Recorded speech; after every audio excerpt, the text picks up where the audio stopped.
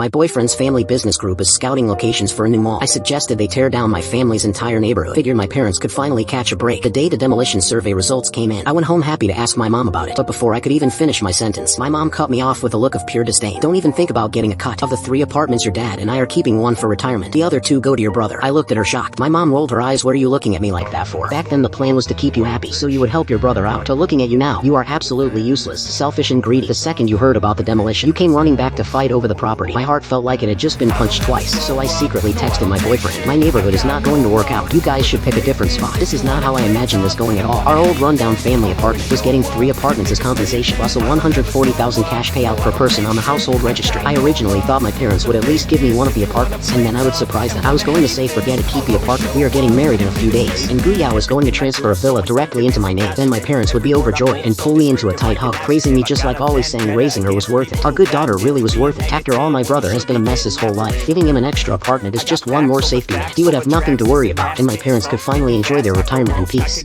I happily pushed open the front door and yelled out aloud, "Mom." My mom jumped and quickly hid a piece of paper behind her back. I tilted my head and hopped in front of her trying to grab the paper, but my mom dropped her usual gentle act and shoved me away in frustration. Her coldness hit me like a bucket of ice water. She was never like this before. She used to dote on me, always calling me her sweetheart, saying she loved me more than anything. But what is wrong with her today? Maybe it really is just the heat getting to her. I looked at my mom with a hurt expression, but the more she looked at me, the more annoyed she got. She clicked her tongue. I could not figure out where her problem was, so I just decided to get straight to the point. My mom whipped her head around to face me, looking completely panicked. I stared back at her. She shifted her eyes awkwardly. I pulled out my phone and showed her the notification photo. Guyan sent this to me. I have known since this morning. My mom was fuming, her chest heaved, and she slammed my phone down on the table. I slapped the table and stood up. My mom stuck her chin out defiantly, squinted and pointed at me, cursing me out. My mom's words completely shattered everything I thought I knew. All these years in my mind, Mom was always gentle and loving. She always told me to focus on my studies and not worry about home. She would also occasionally say an older sister is like a second mother. Look at your brother now. It breaks my heart. You need to help him out more in the future. So what is wrong with her today? Has she been faking it all these years? My hands went cold. I held back my tears and asked her, so you put me through school just so I could help my brother? My mom dropped the act. She muttered carelessly, well, what else would it be? It felt like a giant rock had been dropped on my chest. My breathing became rapid and uneven. I looked at her with tears in my eyes. My mom threw her hands up. What else is there to do about it? Your dad and I keep one apartment for retirement. The other 2 go to your brother, who will live in one when he gets married, and rent out the other for income. Then we can finally have some peace and security. I was sobbing, looking pitifully at the woman who gave birth to me and raised me for over 20 years. She lightly tapped her own cheeks, as if I was the one humiliating her.